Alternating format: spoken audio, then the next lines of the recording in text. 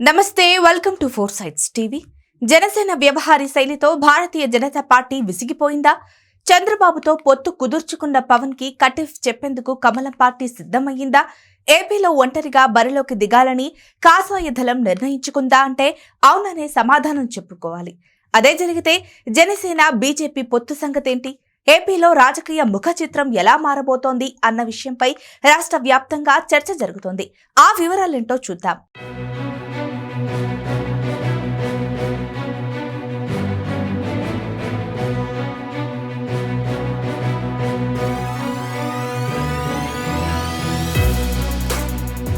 సీట్ల విషయంలో ఓ అవగాహనకు వచ్చిన టీడీపీ, జనసేన పార్టీలు 99 మంది అభ్యర్థులను ప్రకటించి ఉమ్మడి కార్యాచరణతో ముందుకు వెళ్తున్నాయి. తాడేపల్లిగూడెంలో జెండా సభ పెట్టిన ఈ రెండు పార్టీలు బీజేపీ ఆశీస్సులు తమకు ఉంటాయనే ఆశాభావం వ్యక్తం చేశాయి.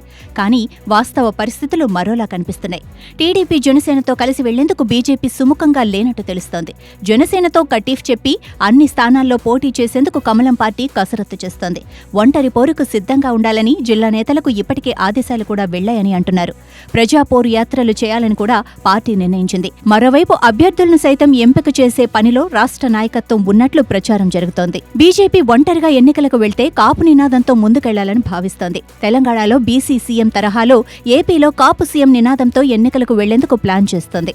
దీనిపై త్వరలోనే అధికారిక ప్రకటన చేసే ఆలోచనలో ఉంది బీజేపీ. టీడీపీలో కమ్మ, వైసీపీలో రెడ్డి ప్రాబల్యం ఎక్కువగా ఉన్న సంగతి తెలిసిందే. ఈ రెండు కులాలే ఇప్పటిదాకా రాజ్యాధికారాన్ని దక్కించుకున్నాయి. సీఎం పీఠంపై కూర్చోవాలనే కాపుల కలలు ఇప్పటిదాకా కలలుగానే మిగిలాయి. ఈ నేపథ్యంలో కాపు సీఎం నినాదంతో వెళ్తే రాష్ట్రంలో 20% ఉన్న కాపులు బీజేపీకి దగ్గరవుతారన్న ఆలోచన చేస్తోంది కాషాయ దళం. బీజేపీ నేతలు ఆపరేషన్ ఆకర్ష్ సైతం చేపట్టే ప్లాన్లో ఉంది. టీడీపీ, వైసీపీ అసంతృప్తులపై ఫోకస్ పెట్టి పార్టీలోకి తీసుకొచ్చే ప్రయత్నాలు జరుగుతున్నాయి. ఇప్పటికే 30 మందికి పైగా లీడర్లు బీజేపీకి టచ్లోకి వెళ్లారన్న ప్రచారం కూడా జరుగుతోంది. ఇప్పటికే పారిశ్రామికవేత్తలను పార్టీలోకి చేర్చుకున్న బీజేపీ ఇతర పార్టీల్లోని అసంతృప్త నేతలను చేర్చుకునే పనిలో పడింది. ఈ పరిణామాల నేపథ్యంలో టీడీపీ, జనసేన ఎలా ముందుకు వెళ్తాయి, వైసీపీ ఎలా స్పందిస్తుందో చూడాలి మరి.